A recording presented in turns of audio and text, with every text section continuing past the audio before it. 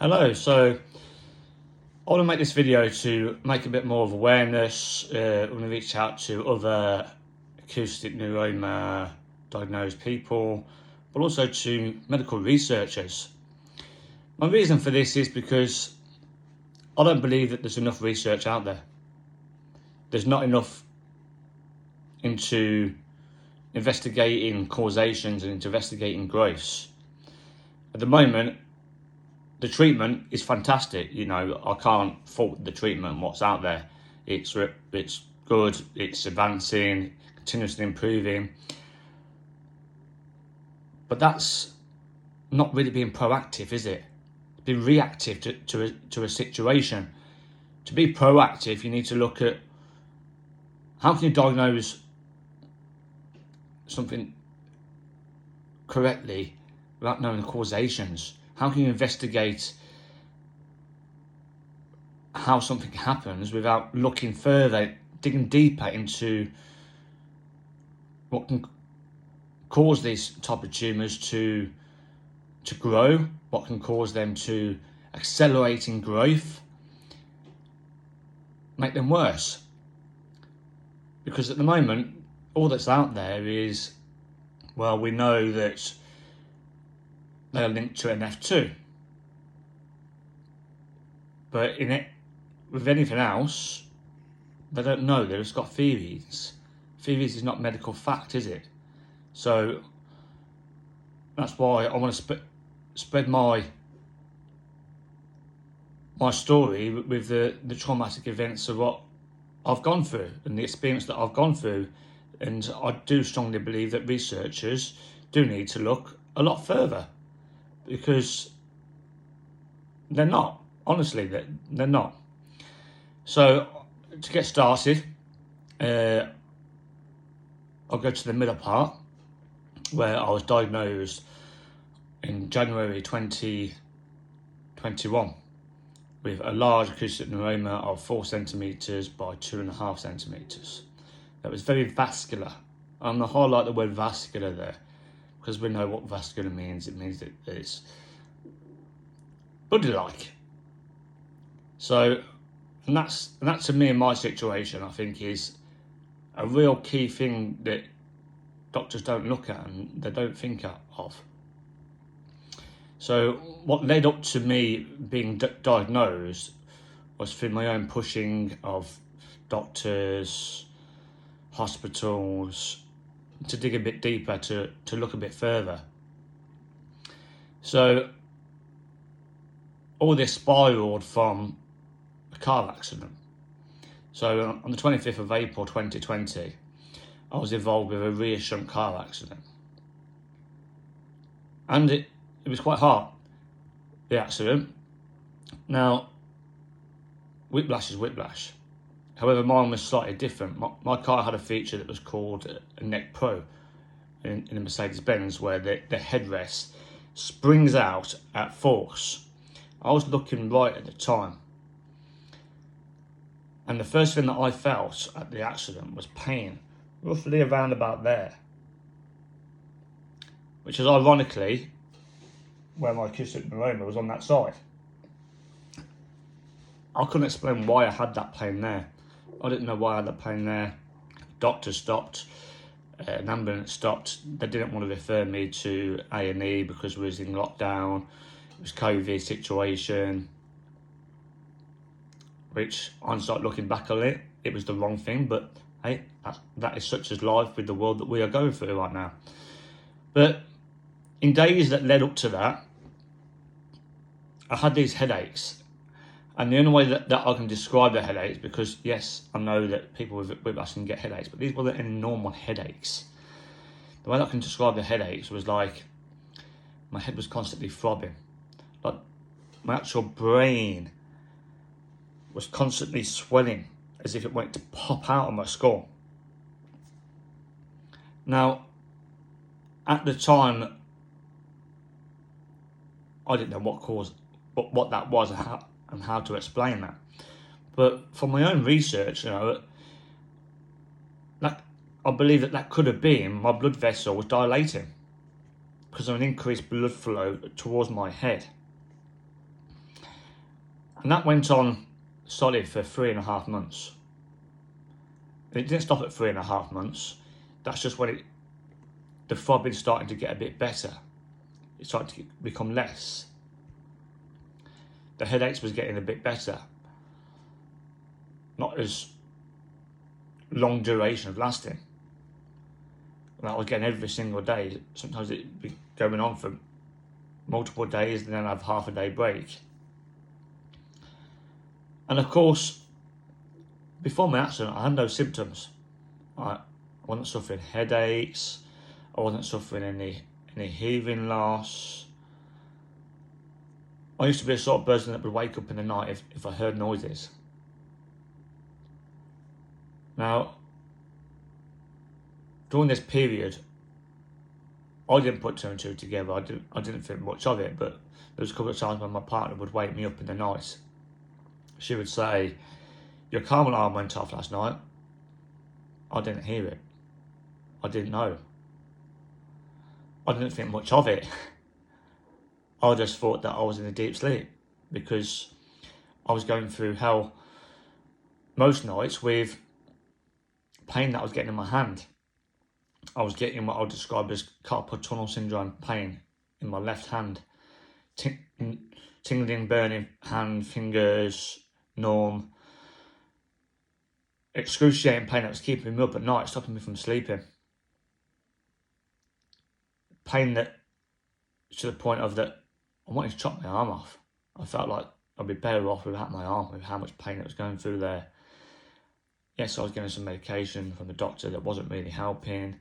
Yes, I was given physiotherapy. And after time, it started to get better. So,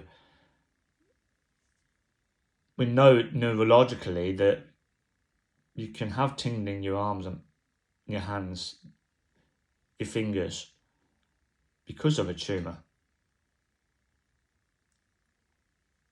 Was any further investigations done to my headaches? No. But that's a different story entirely. Should they have? In my opinion, probably yes. But there wasn't. But I want to move on from there, because what little people know is that acoustic neuromas can feed off blood. And if they get more blood flow from what the actual size is, they can actually double and triple within 6 months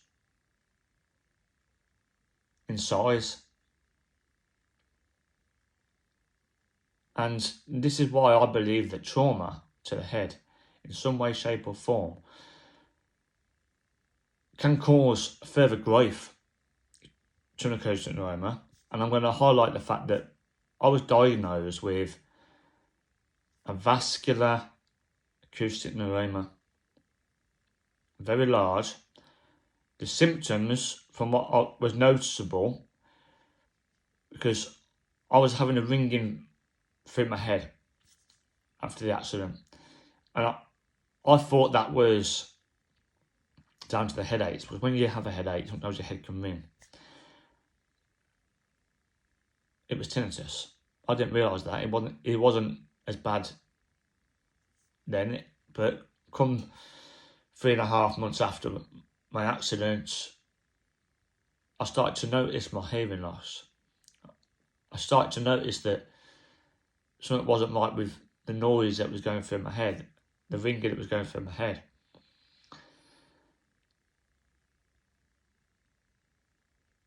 To the point of that, I was picking up my phone. I couldn't hear people properly when I was trying to talk to them on there. So I went to the doctors, referred me to ENT, and of course within COVID, it was a nightmare. 18-week wait. Well, I don't want to wait 18 weeks. COVID or no COVID, I've got as much right to be looked at as what any COVID patient has, no matter how much of a crisis that they've made it out to be across the world. Yes, so many people are diagnosed, but I don't want to go down that route of what it is. I've got as much right to have been treated at the same rate as what any COVID patient has. same way as any flu patient has, the same way as anybody with a broken arm has, or a broken finger, or a little cut. There's no reason why I should be delayed from being treated. So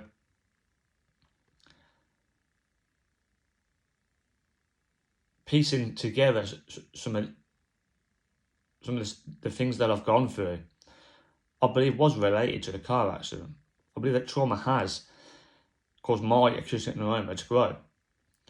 Now, I'm not saying that it's started it off. Now, that's a different world entirely, because they say that trauma can't start an acoustic neuroma off. But what we do know is that car accidents, whiplash, can cause vestibular disorder. Doctors have openly said that they can cause hearing loss. So on your nerve system, it can cause hearing loss.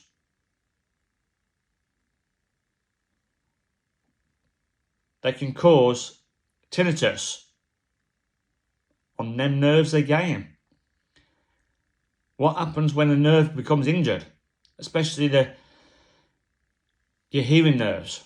Swan cells rush to that area to try to repair that nerve, try to rebuild that nerve. What's an acoustic neuroma built of? Swan cells. Is there a potential link between swan cells rushing to an injured nerve and forming a mass? And mass can form within 28 days. And the reason why I say that is because what they don't look at is something that's called traumatic neuroma, that is mostly associated when a nerve's been severed. A traumatic neuroma can form within 28 days. Not months, not years, within 28 days. That's a very short period of time. We know that an acoustic neuroma, the historical growth is 1 to 2 millimeters a year. They say that most acoustic neuromas are diagnosed when they're small. They're picked up when they're small, way before large growth. So why is it that somebody can have a large acoustic neuroma, no symptoms, but the majority of them that are small are picked up before they get too big? I think the minority of these large acoustic neuromas that aren't picked up is because something's happened in their life that accelerate the growth. I did my own survey monkey research into people that have been diagnosed with acoustic neuromas, and some of the questions that I was asking around it is, have they been involved with any sort of trauma to the head within months, within years, leading up to their diagnosis? 20% of the people that answered said yes, they've had some sort of trauma to the head in some way, shape or form. And that's 1 in 5 people. Now that's just from a little bit of research that I've done myself. I'm just an everyday Joe. No different to anybody else that's out there. And if I alone can do that little bit of research out there, what's the medical professionals doing? What research are they doing into causations? Because at the moment, they don't know. Now, you can go on Google and you can Google something where somebody's had it and what they've been diagnosed as an acoustic neuroma around the lip. And a causation, they've said it with that in this one article that's on a medical science website is that they was hit by a cricket ball in the face, and that's what caused it. Well, that's trauma to the head. So why aren't these people talking to each other? Now, I know that blockchain is going to be innovative. I even know that in the background with blockchain, and not a lot of people know this, is that they're working on a platform system where they can start to add data entry into injuries that people have had and what might have caused them, so for that more networks across the world can talk to each other, and they can use the algorithms to help enhance their development into causations, etc. But that's ongoing. What's been done now? What's been done now? What's been done in the last 20 years? Nothing. So I'm going to add on further. Car accidents, trauma to the head, can cause DAI, a different type of nerve injury. I strongly believe that trauma to the head, in some way, shape or form, can cause nerve injury, can accelerate the growth of a tumour, and there's even an article out there where a doctor that was high up from Derby said that a patient that had a meningioma, which is identical to an acoustic neuroma, that was involved with a car accident, he said that the car accident would have accelerated the growth on it. Go on to Google, it will tell you. Car accident, meningioma, accelerated the growth. Derby. The article was from 2010. Now, okay, it's a newspaper article, but it's another bit of research out there. They're not piecing the jigsaw together. Now, my acoustic neuroma, that was vascular. That highlights again that there's a lot of blood to it. When I had my operation,